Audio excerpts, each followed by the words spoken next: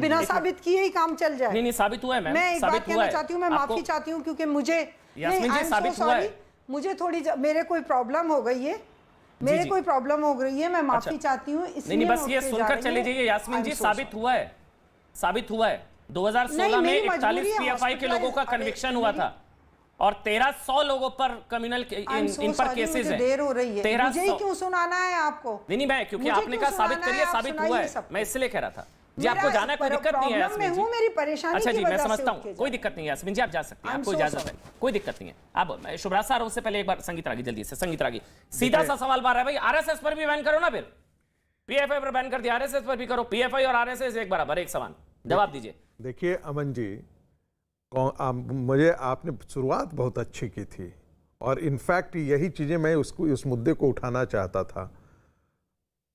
कांग्रेस के जयराम रमेश ने पीएफआई को एक कम्युनल ऑर्गेनाइजेशन कहा है, वो टेररिस्ट ऑर्गेनाइजेशन कहने से बचते रहे हैं।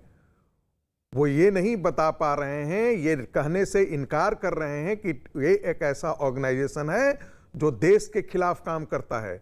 आईएसआईएस जैसे मोहम्मद जो बाहर के टेररिस्ट ऑर्गेनाइजेशन है, पीएफआई का जनरल सेक्रेटरी जो खुलेआम जो है वो हुजी के समर्थन में बात करता है, तालिबान में बात किए, तालिबान के समर्थन में उतरता है, जो आईएसआईएस के लिए लड़ाके भेजता है, वैसे को टेररिस्ट ऑर्गेनाइजेशन नहीं कहा है उन्होंने, कम्युनल ऑर्गेनाइजेशन बोला। पीएफआई का नाम ही नहीं लिया। दूसरी बात क्यों नहीं कहा है, मैं इसका जिक्र आपको करना है। बताइए।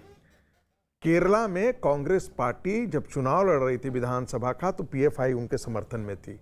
आपको याद है कर्नाटक का चुनाव, आपको याद है सीतारमैया ने पीएफआई के जितने जो अरेस्ट लोग थे उनको माफीनामा दिया था, उनको छुड़ाया था। कांग्रेस पार्टी केरला के चुनाव में, कर्नाटक के चुनाव में उससे समर्थन लिया था पीएफआई से। तो आज कैसे कहेंगे? दिग्विजय सिंह का आप देखिए पार्टी और सरकार दोनों दो बातें कहती है। सुन लीजिए, सांप्रदायिकता के खिलाफ है किसी भी धर्म की। देखिए वो कह रहे हैं ना, चाहे आरएसएस चाहे सांप्रदायिक, चाहे जो है पीएफआई, देखिए पीएफआई की आरएसएस से तुलना करके पीएफआई का कद बढ़ा दिया मुझे लग रहा है। देखिए हाँ जल्दी से, फिर मैं शुभराज जी आ रहा हूँ। पीएफआई सिर्फ सांप्रदायिकता तक सीमित नहीं है साहब, ये सिर्फ ये नहीं कह रहा है सांप्रदायिकता तक, ये इस देश को वो इस्लामिक कंट्री, इस्लामाइजेशन चाहता है। वो सिर्फ ये नहीं, वो नहीं चाहता है कि ये देश के टुकड़े हो जाएं। इस टुकड़े से ज्यादा ये पूरा देश एक पाकिस्तान बन गया था, एक नया पाकिस्तान बनाने की बात है। ठीक है शुभराज जी, बार बार विरोध ये किया जा रहा है कि भाई ये सांप्रदायिक है, ये मेजॉरिटी कम्युनलिज्म है, पीएफआई पर बैन, आरएसएस पे भी बैन लगना चाहिए। ये सारे जो आपने सुना ही होगा, जितने भी सबूत दिखाओ। अरे हाँ, जेडीयू के ललन सिंह वो कह रहे सबूत दिखाओ, पीएफआई पर प्रतिबंध किस आधार पर लगाया, उनको सबूत चाहिए। शिवराज जी।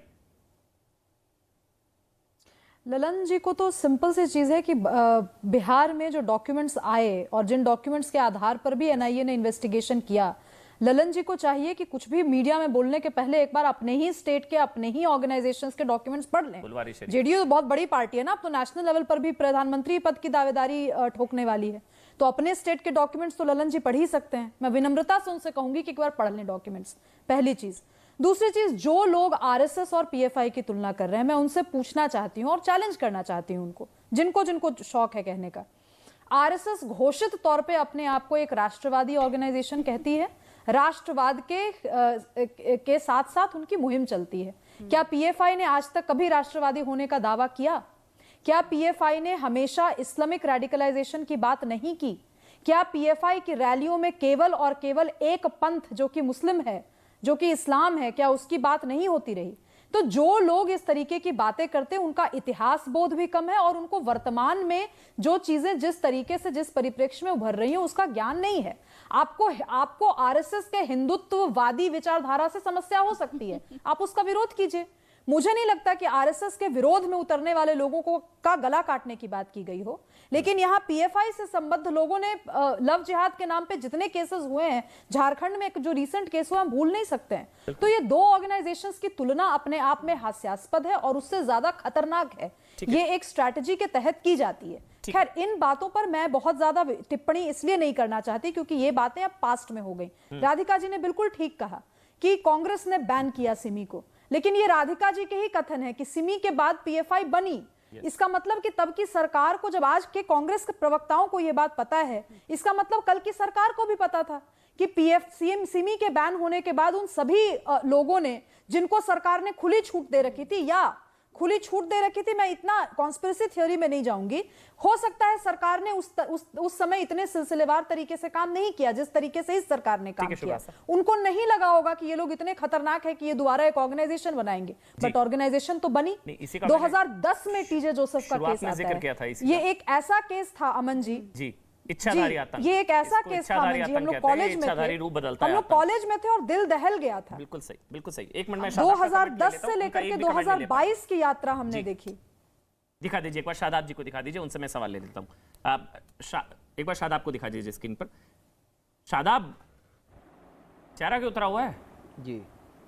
शादाब जी, चेहरा क्यों उतरा हुआ है? मुस्कुराइए, आज तो विजय पर्व है, कट्टरता पर राष्ट्रवाद की जीत का पर्व है। आप तो खुद परेशान होंगे पीएफआई से।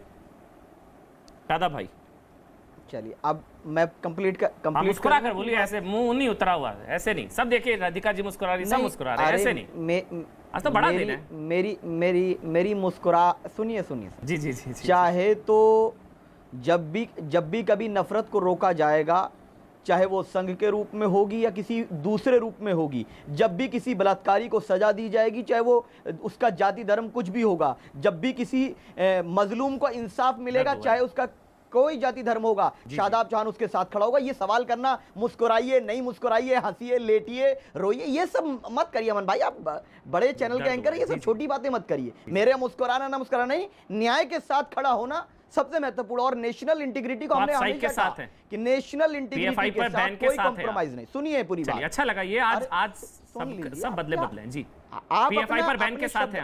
अपने शब्द मत डालिए, मैं कह रहा हूं, मेरी बात पूरी होने देंगे तो मैं अपनी बात कहूंगा ना। नेशनल इंटीग्रिटी के साथ कोई कॉम्प्रोमाइज ना हमारा कभी था और ना है ना होगा।